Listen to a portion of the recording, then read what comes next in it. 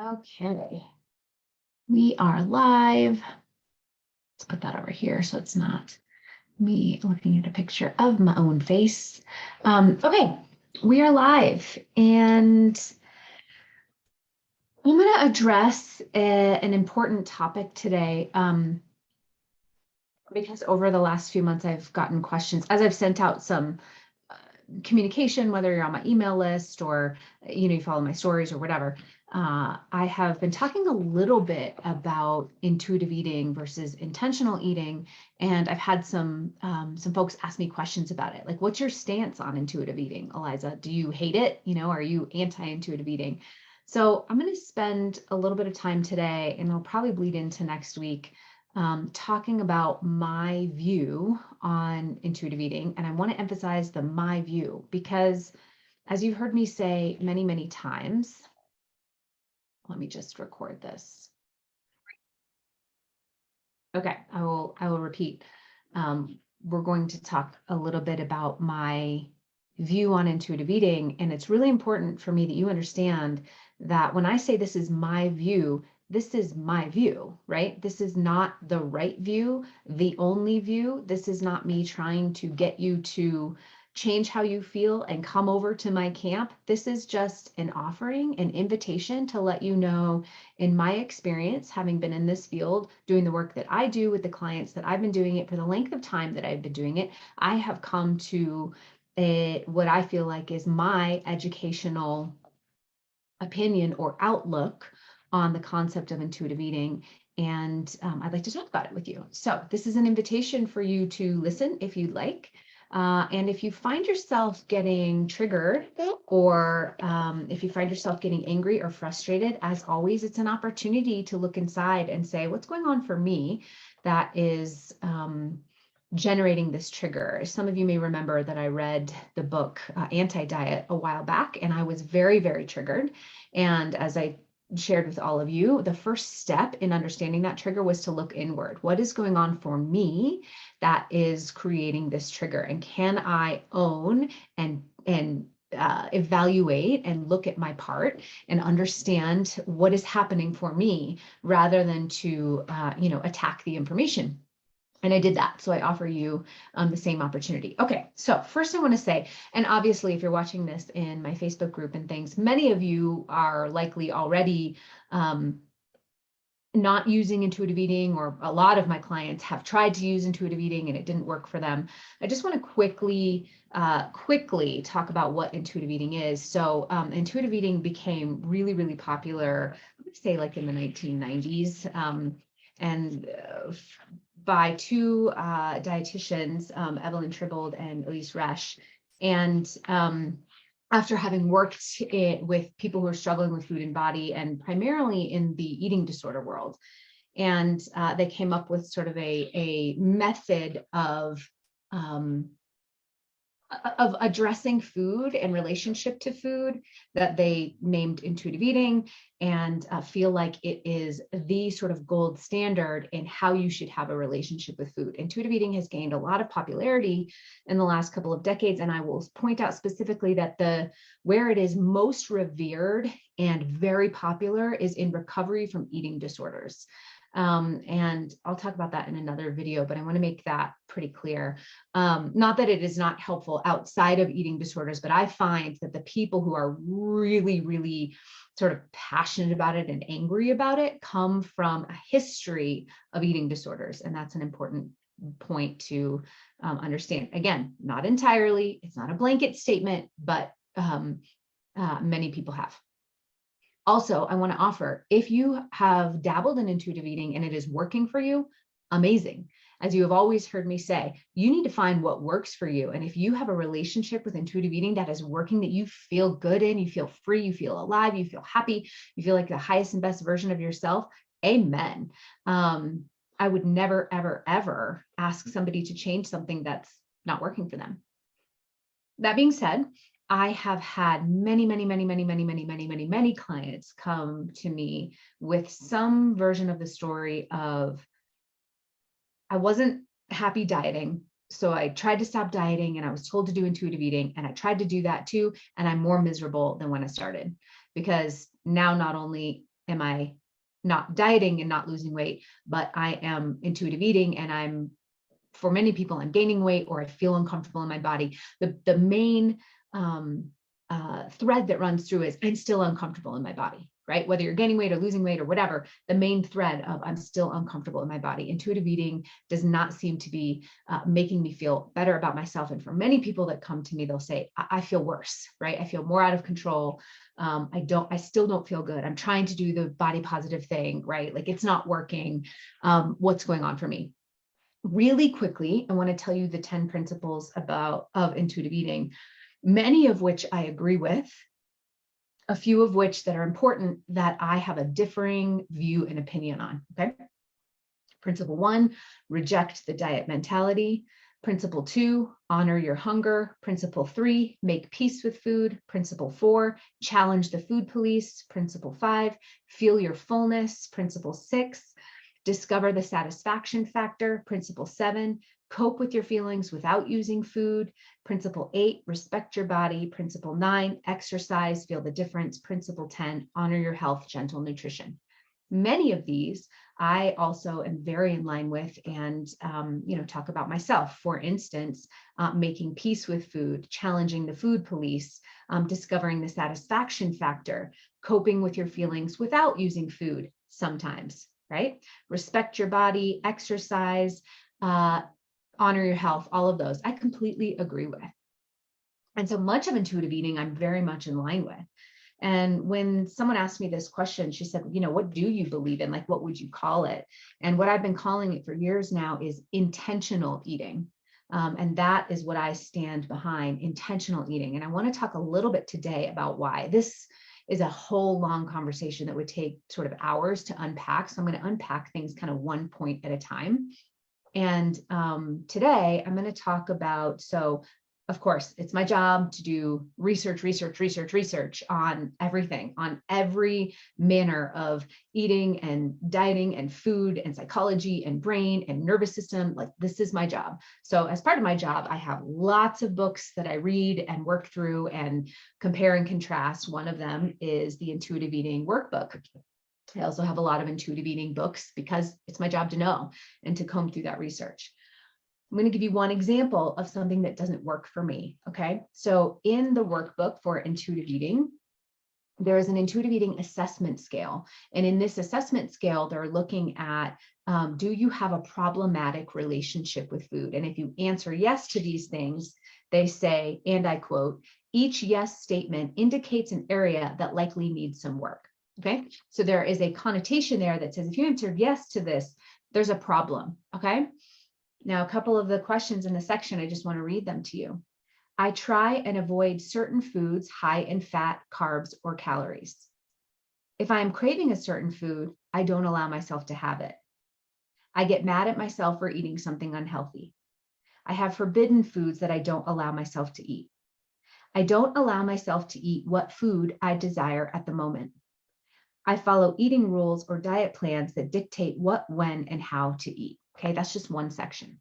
Now let's unpack this a little bit. They're saying that if you say yes to any of these things, you have something problematic that you need to work on. And here's the problem with that. I'll use many of my clients as an example. I'll use myself as an example. Number one, I try to avoid certain foods high in fat, carbs, or calories. Yes, I do. Yes, I do. Absolutely. I absolutely avoid certain foods for any combination of those things, right? High in fat, carbs, or calories, because eating those foods on a regular basis doesn't make me feel good and will end up bringing me to a place where I don't feel good about myself. Not a problem. That's, part of what keeps me healthy, right? If I am craving a certain food, I don't allow myself to have it. Plenty of times. Absolutely. And I'm going to talk about that in a second. This whole craving food and allowing ourselves to have it. It's not intuitive at all. I'm going to talk about one study that proves that in a second. So yeah, absolutely. If someone says, hey, do you want to go out for pizza? My brain is going to say, absolutely. That's an initial it's a neural pathway response that will always say, yeah, absolutely. I want a pizza. I want a milkshake. I want a burger. I want all these high fat, high calorie, processed foods. Our brain always does. And so if I allow myself to have that every time my brain says yes, I'm not going to feel very good. Am I okay with that? Absolutely. Okay. So that's just two responses to two of those questions. You can start to see the problem here is that one of my issues with intuitive eating is that it completely denies your relationship with how you choose food and assumes that if you're saying no to something, that if you're letting the macronutrients in a food dictate whether or not you eat it, that's automatically a bad thing. And I raise my hand loud and proud and say, oh no, absolutely not. It's important for us to understand how food acts on our brain chemistry and to intentionally, this is where the intentional comes in, intentionally say, no, thanks, not today. Now I'll use myself as an example again. During the summer, my husband and daughter love the ice cream shop down the street. We walk down there summer nights. It's beautiful. It's fun. They get a milkshake. They enjoy the ice cream. We do that. I mean, they would probably do it a couple times a week. We at least do it a few times a month, right? And sometimes I have some. A lot of times I don't. I love walking down with them, being with them. They'll both offer me a sip of their milkshake. Sometimes I take it, sometimes I don't. It's not about the ice cream for me, it's about the experience, right? But I am intentionally saying no to that ice cream on purpose because of the macronutrient content. Because if I ate ice cream 6 times a month that way, it ends up bringing me to a place where I'm not feeling so great. When I feel like it's really worth it and enjoyable to me, you're darn right I have it. And I enjoy it and I enjoy as much as I want. And then I'm done. And let me tell you something else. My daughter, who gets a milkshake when she goes, big milkshake, right? They have a big one and then a not so big, and the not so big is still big. She gets a big milkshake. She drinks what she wants and she throws 3/4 of it away almost all the time. Why? Because we have taught her when you're done, right? And there's no, you have to finish it. Oh my gosh, you bought it. We talk about it's trash, whether you put it in your body or put it in the trash, it's trash either way, right? So as she sees me decide when it feels worth it to me and when it doesn't, she's also deciding what feels worth it to her and what doesn't. And she knows when she's done. Now, some would call that intuitive eating, that she knows when she's done. And some would call what I'm doing restrictive. I do not feel restricted or deprived at all. And this is what I'm talking about.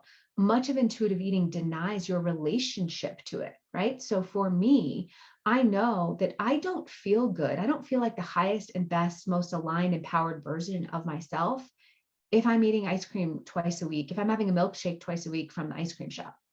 But if you asked me in that moment, do you want a milkshake? The answer from my brain chemistry is always going to be yes. That's the way our brains work. Now, let me describe this to you, okay? In 2011, they did a research study out of Yale, and they did two things. They hooked people up to electrodes that were measuring their the parts of the brain regions that light up for cravings, okay? And they were also measuring glucose in the body and whether or not the glucose was rising or falling. So two things: parts of the brain that light up during cravings and glucose in the body. And what they found was, and they showed them pictures. They showed them pictures of broccoli, hamburgers, carrots, ice cream, all kinds of a variety of foods. Some that we consider sort of, treat foods, and some that are considered kind of vegetables, right? And they measured the brain activity, craving activity, and the glucose activity, okay? And here's what they found. When people's glucose was stable, the measurement of their craving center lighting up was also pretty stable across the board, meaning they weren't necessarily rating their desire to eat those foods higher or lower. When somebody's glucose dropped even just a little bit, not the kind of glucose drop where you would go, oh, I'm hungry and hangry and I'm feeling the effects of low blood sugar, just a little drop in glucose, which our bodies do all the time. all day long, our bodies release glucose. Some we do more than others. That's a story for a different day, but our bodies release glucose all the time. So it's constantly kind of up and down, up and down, up and down. When the body's on the downswing from glucose, what did it do? It lit up the craving center in the brain. And then those folks rated their desire to eat those foods through the roof. Why is this important? According to intuitive eating, when you get a hit that says, ooh, I really want a milkshake, that's your body's desire for food, right? That's your intuition telling you that it wants or needs something. When you get a craving for something high in fat or high in calories or high in sugar, that's your intuition speaking.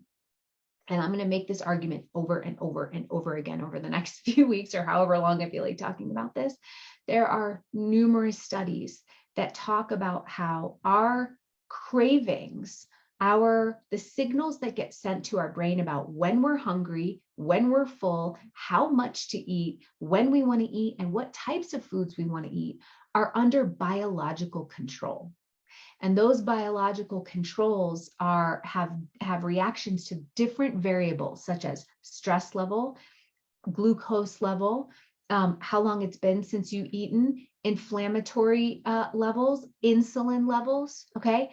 These all impact your signals that tell you what to eat, how much, and what kind of food to eat and how often, okay? So when someone says to me, if I'm looking on an intuitive eating assessment, I try to avoid foods high in fat, carbs, or calories.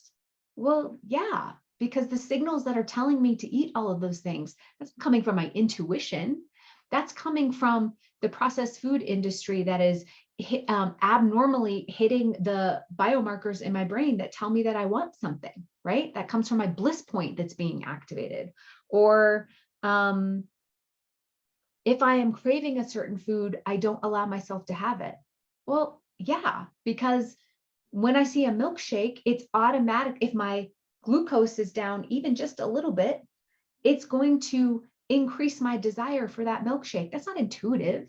That's a neural chemistry reaction to what's going on in my internal environment. It's telling me I want a milkshake because my glucose is down a little bit. Now you might say, Eliza, why would it tell you want a milkshake when your glucose is down a little bit? Well, historically, back when we did not have access to food, when our glucose started to drop, it was a signal to the body that we might have food scarcity, that there may not be food around. So it's going to turn up the signals to get you to seek food out, such as your craving centers, right? It might even turn up your hunger hormone and release more ghrelin so that you'll go look for food because it's getting a signal that there might be food scarcity. This is intuitive. This is not, oh my gosh, I must need a milkshake. This is quite literally evolutionary biology that is saying your glucose is going in a downward trend. And again, I'm not talking hangry. I'm not talking, oh my gosh, I haven't eaten in forever. Your glucose is going on a downward trend. I'm going to up your craving center. I'm going to up your ghrelin to make you try and eat something. So if I were to act in response to every one of my cravings just because I was being intuitive about it, then I'd be overeating for my body. No thanks. That doesn't work for me. So again, I'm bringing it back to intentional eating. And when I say intentional eating, I'm talking about all of these things that I just mentioned to you. I'm being intentional saying no to the milkshake because I know that every time that we're faced with a high sugar, high fat, high calorie food, our brain always wants it. It's always on the hunt for caloric intake because we evolved in food scarcity. So I'm being intentional by saying, no, thanks. That's not going to serve me, right? I'm being intentional when I say, every time I have a craving, I don't get in. I'm being intentional when I say, listen, there are certain types of macronutrient makeup with, certain types and quality of food, processed food, types of oils, the combination of foods that don't serve me in the long run. So yes, I try to avoid certain foods high in fat, carbs, or calories. This is not problematic for me. I have a wonderful relationship with food and my body by being intentional on purpose with my choices. Okay, you guys can see how passionate I get about this stuff. Partially because, as I always say to you, I want you to know what's underneath all the sexy headlines, right? So when somebody said, we talked about this last week, when somebody says intuitive eating is the way to go, we can be intuitive in our bodies, you have to understand all of the options available to you. And don't get me wrong, like I said in the beginning, if intuitive eating is working for you, if you feel good, if you feel empowered, if it feels like it's a beautifully free way to live your life, do it 100%. I am not here to dissuade you, but for the people who struggle, I want you to know what's underneath, what this stuff really means. So this is step number one on this. I don't agree with intuitive eating because it does not take into account your relationship with restriction, your relationship with choices, your relationship with cravings. It just automatically assumes if you say no to something, if you don't give into your cravings, if you have forbidden foods that you don't allow yourself to eat, that's automatically a bad thing. And I argue it's not that cut and dry. It's not that black and white. It's about examining your relationship to it. As you know, that's my favorite thing to do. So take a breath, Eliza. I hope that was a helpful conversation today. Let's continue this. I'm going to keep going on